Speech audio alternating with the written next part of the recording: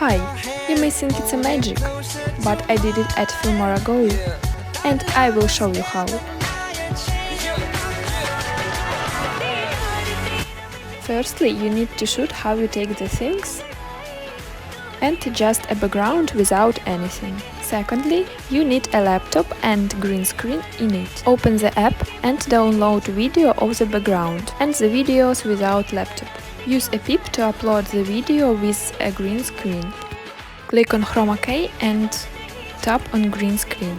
You can increase the value. Drag the video with the laptop to the beginning and trim to the part when you take the things.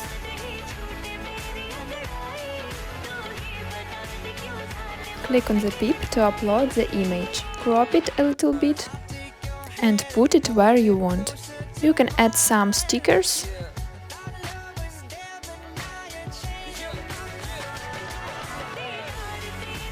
The same we do with another part of the video. And here you got one more cool video.